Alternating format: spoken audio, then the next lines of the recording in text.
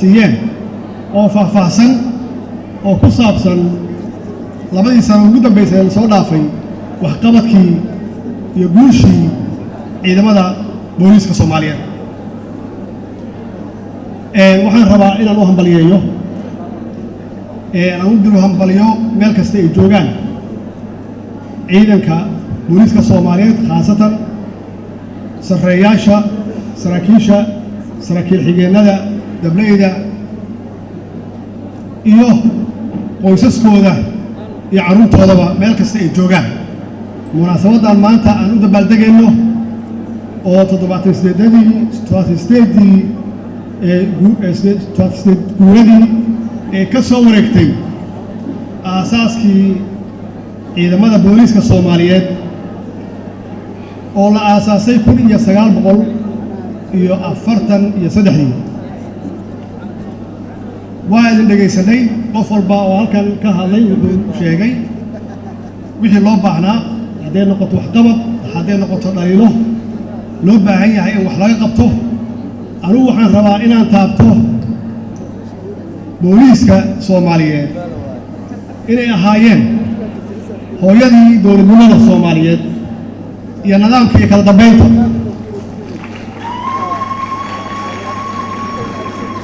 waa institutionkii, waa hay-addii ugu horreysay oo la aasaasay. waxbay ku sheegaysaa marka macnahay leedahay. macnahay leedahay waxa weeye waxaan loo aasaasay 78 sano ka hor ciidamada dhulka, ciidamada cirka iyo ciidamada badda iyo hay-adaha kale ee dowladda. waxaa loo aasaasay inay yihiin aasaaska dhabta ah ee dowladnimada Soomaaliya loo diyaarinayay xorriyaddeeda.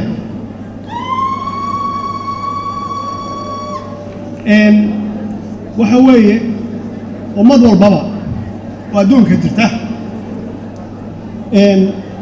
markii ay heshiis gaaraan inay samaystaan maamul,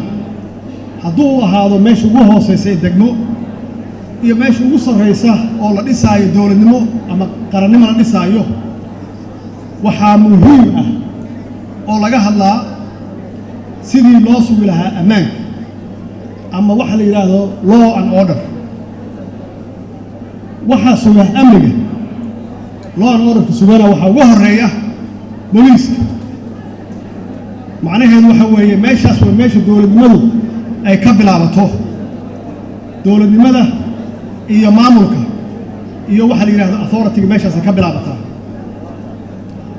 macnaheedu waxa weeye law and orderku ama sugidda amnigu waxa weeye waa meesha lagu ilaaliyo kala dambeynta, lagu ilaaliyo nidaamka iyo sharciga lagu ilaaliyo.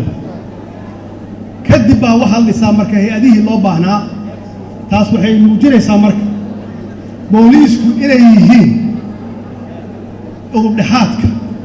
hooyada dowladnimada aan haysanno iyo dowlad kastoo adduunka ka jirta. waxaa xigi kara marka wixii kabaayey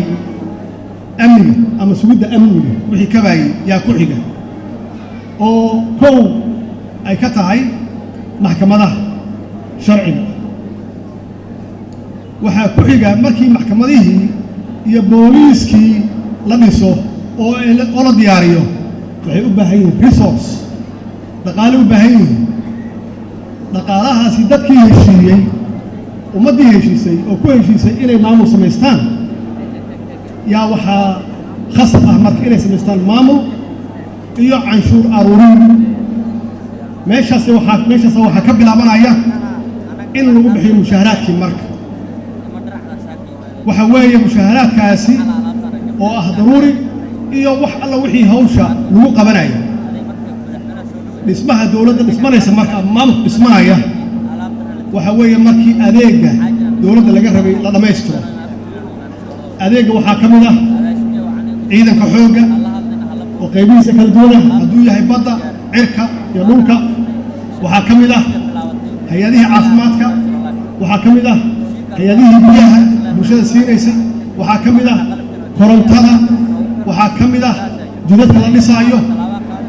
ogaada waxay ka soo bilowdeen amniga, ka soo bilowdeen in amniga la dhiso marka hore oo la sugo amniga. oo amnigaasna uu u yahay garab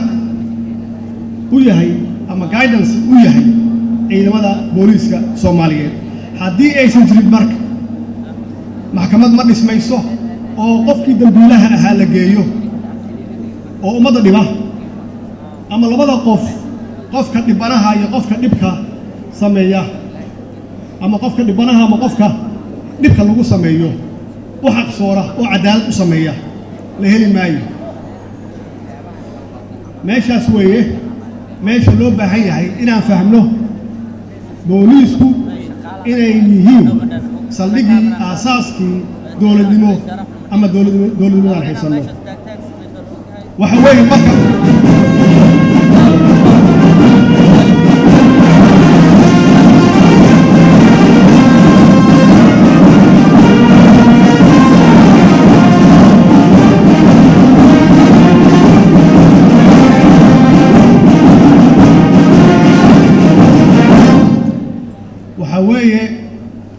waxa weeye waa ciidan ka mid ah bulshada oo ka yimid bulshada u adeegaya bulshada u cadaalad falaya bulshada intaas kaliya maaha haddaad maqashaan dowlad wanaag waxa weeye aasaas waxa u ah booliis iyadana hadday dowladdu xun tahay macnaheedu booliiskaan shaqaynin hadday dowladdu wanaagsan tahayna ama aad maqashaan dowlad wanaagna waxa weeye booliiska habeen har iyo habeen taagan oo shaqadii dastuuriga ahayd ama waajibaadkoodii gudanaya waxaan ka soo qaadaynaa meesha ugu hooseysaan ka soo qaadna saldhigyada booliiska ama stations ay joogaan oo xaafadaha ku yaalla marka loo yimaado oo dhibbanno u yimaado waxaa laga rabaa iyagu inay soo qabtaan kii dhibka sameeyey oo si sax ah ay report u soo qoraan oo ay u soo qoraan CID fiiriya meesha ka bilaabatay cadaaladda meesha ka bilaabatay cadaaladda maaha maxkamadahu maaha meesha ka bilaawdaan iyo garsoorayaashu waxay ka bilaabataa cadaaladda taliyaha jooga saldhigyada booliiska markii qof dhiban oo cabanaya oo xaqdarro lagu sameeyey ee u yimaadaan ee intay ka qoraan wax alla wixii dhib ah lagu sameeyey oo kii dhibka sameeyey soo qabtaan ee u soo gudbiyaan CID oo CID-dan uu baaro in saldhigan waxa uu hayo macluumaadku hayo inay sax tahay oo kan CID-dan uu u shaqeynayo si hufan oo musuqmaasuq ka fog kadibna faylkii oo dhammaystiran uu u soo gudbiyo xeer ilaaliyahana keeskiisa uu ku dhisto kayskii ka soo bilowday taliyaha saldhigga ka soo bilowday markaas weeye marka maxkamaddu iyo garsoorayaashu ay ka gaari karaan go'aan saxa marka oo cadaalada laakiin haddii kaysku uu hoos ka soo bololo oo isagoo dhintay u yimaado macnaheedu waxa weeye cadaalad darra dhacday cadaalad darra hadday dhacdayna bulshada aan matalayno ama bulshada aad u shaqaysaanna waa kala fogaanaysaan maxaa yeelay bulshada iyo dowladda waxaa ka dhexeeya xiriirkooda waxa weeye xiriirka ku dhisan cadaalad markaad ka shaqaysaan aad hawshaas saas waajibaadkiina u gudataan waxaad ku soo dhaweyseen bulshadii dowladdoodii aad ku soo dhaweyseen waa taas meesha ka bilaabatay dowlad wanaagga marka waxaa soo haray booliisku waxay joogaan meel walbay joogaan qaybaha canshuurahay joogaan jidadkay taagan yihiin traafika weeye meel walbay joogaan meel alla meeshay joogaan hadday ay uga shaqeeyaan si hufan macnaheedu waxa weeye oo qofka musuqmaasuqa wada ay qabtaan oo ay u soo gudbiyaan hay-adaha shaqada ku leh shaqadaas macnaheedu waxa weeye dowladdaasi waa dowlad wanaagsan oo si wanaagsan u shaqaynaysa wey laakiin haddii booliiskii aysan saas u shaqaynin sidaas hufanaysan u shaqaynin waxaa leeyahay dowladdan waa dowlad xun meeshaas waxaa imaanaysa marka meesha shacabka Soomaaliyeed iyo dowladdoodu ama ay ku isugu dhowaanayaan ama ay ku kala fogaanayaan haddaba waxaan rajaynayaa inaad bacdama aad tihiin aasaaskii amniga ilaalinta amniga iyo law and order-ka inaad shacabka u adeegtaan oo si hufan oo wanaagsan oo raxmad leh oo naxariis leh oo walaaltinimo leh aad ugu adeegtaan maxaa yeelay iyagaa bixiya mushaarkaaga waa taxpayers canshuurta iyagaa bixiya mushaarka aad ku qaadato markaas waxay imaanaysaa dadweynahaasi inay jeclaadaan dowladdooda oo ay la shaqeeyaan amniga kala shaqeeyaan ay ilaaliyaan shuruucda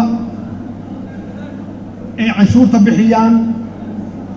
haddii canshuurta la bixiyana dee mushaharkaaga waxaa weeye dowlad hufan oo wanaagsan weeye way kordhinaysaa mushaharkaaga maxaa yeelay dadku waa qanacsan yihiin oo daryeelkoodii iyo adeegoodii waa la fuliyey waxaa intaas ugu sii muhiimsan dadweynahaas waxay noqonayaan muwaadiniin waddaniyiin ah oo maxaan ku raahdaa ku qanacsan dowladdooda oo la yidhaahdo good citizen markaas weeye meesha siyaasaddu la doonayo dadka shacabka ah inay uga xirmaan bacdama aan nahay dowlad iyo dal dimuqraadi ah aan nahay oo doorasho lagu yimid waa jeclaan lahaa shacabkaas Soomaaliyeed dadweynaha Soomaaliyeed iyagu inay cod ka lahaadaan oo ay doortaan laakiin duruufo dhacay awgood dib ugu noqon mayno waxaan haysanaa waxa la yiraahdo doorasho dadban doorashadaas dadban oo laga hadlay waxaan aaminsanahay inta badan waa in la sheego wax wanaagsan waxaan aaminsanahay dowlad goboleedyada madaxdooda madaxweynayaasha dowlad goboleedyada iyo ra'iisul wasaaraha inay shaqo wanaagsan qabteen oo ay dadaaleen duruufo waa iska jiraan ama dhaqaale ama duruufo kale oo farsamo waa iska jiri karaan laakiin waxa weeye doorasho dadban marka la yiri iyadaaba muran ku dhisanba waa doorasho dadban marka in la isqanciyo oo la wada shaqeeyo iyay wax noogu hagaagi karaan waa ku faraxsanahay inay booliiska Soomaaliyeed ay qayb ka yihiin hawshaas ilaalinteeda waxaan rabaa si wanaagsan inay u ilaaliyaan oo uga warqabaan oo ugu cadaal falaan waa soo dhaweynaynaa waana ku dhiirigelinaynaa gudoomiyuhu wuxuu ka hadlay heshiiskii September 17 wuxuu ka hadlay heshiiskii September 17 waxa weeye waa sharci meel buu yaalaa aniguna waa saxiixay waxaan rajaynayaa inaana waxba laga bedelin oo hore loogu socdo waxyaabihii yararka ahaa oo la isku qabtana si dee xilkasnimo iyo wanaag iyo walaaltinimo iyo wada shaqeyn iyo ku jirto in looga wada hadlo laakiin principle-ka uu ku dhisan yahay aasaas ku dhisan yahay September 17 waa heshiis aad looga fakiray aad looga shaqeeyay in la iska ilaaliyo in wax laga bedelo ugu dambeyntii waxaa noo soo baxay xildhibaano nambarkooda uu sheegay gudoomiyaha waxaan rajaynaynaa insha Allah in la dardargeliyo intaasan oo madaxweynayaasha iyo ra'iisul wasaaruhuba ay focus gareeyaan ay diirad saaraan qabsoomidda doorashada oo aan dhinacna looga leexan